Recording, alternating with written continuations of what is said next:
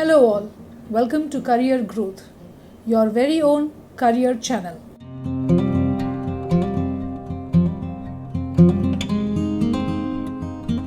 We have been discussing a lot about careers, aspects that bring out the professionalism in you, and even about studies abroad. I'm sure you have been watching and following it too. In one of our earlier episodes, we did speak about resume, on what are the tips to resumes and how do you make an effective resume. I hope you've gone through it. But today we are going to talk about something very specific. This is for the students who are intending to apply abroad. So if you've decided that you are going to apply abroad for further studies, then resume is going to be the snapshot, your first introduction. So let's see typically what happens in a resume, what are the things you should focus on, and what are the things you should try and avoid.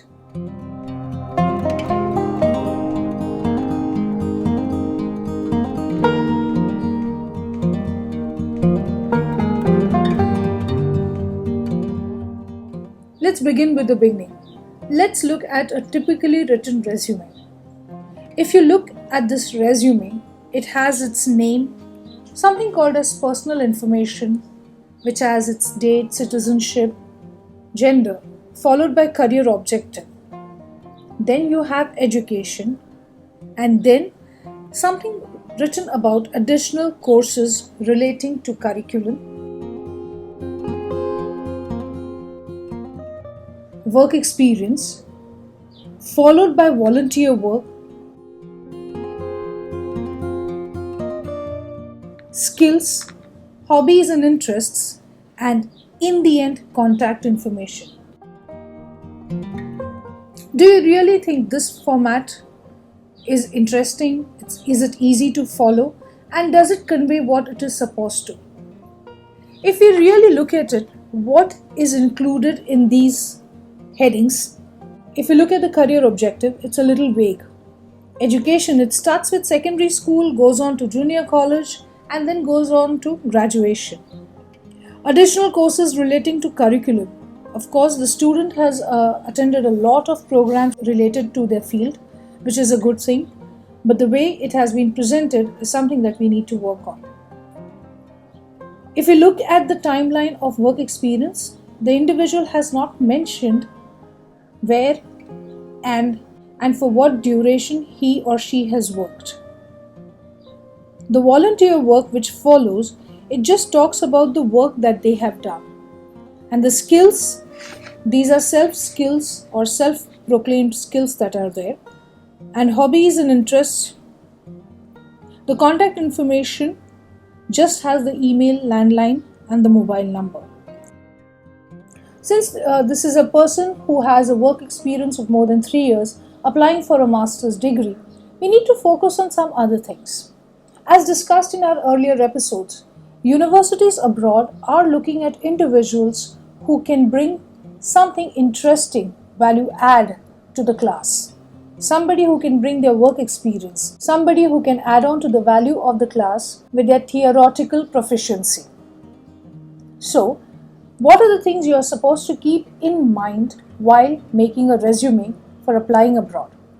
Let's take a look quickly how the same earlier resume now looks after making the changes. Start with your name followed with the address. Include the country code in your contact details along with an official email ID. This has to be followed by educational qualification, which should be in reverse chronological order, which means the latest degree has to be mentioned first. While mentioning the degree that you have pursued, mention any kind of specialization or specialization subjects that you have studied, along with the university you hail from and the percent or CGPAs that you have obtained. The next in line is work experience for individuals who have a work experience after completing their graduation and now who are applying for studies abroad. In this, try to focus on the kind of work that you did, the profile that you handle, the designation that you had, the organization name, and the duration for which you worked with the organization. If, as a student, you've had internships, mention that as well. Because, as a student, when you apply, it's just not the academics, but also internships that matter, which shows the kind of focus that you have for a particular career. For internships as well, include the area of work, what were the learnings, and for how long did you work there. If you have any other additional qualifications, add them as well. It might be related to the course or something that you have done online. Do mention it. Universities abroad appreciate students who have done some kind of volunteer work. This speaks volumes about the student of being beyond academic. So, if you have done any kind of volunteer work or associated yourself with any NGO or any social work organization, please do mention it. Follow it up with any kind of extracurricular or co-curricular activities that you have done.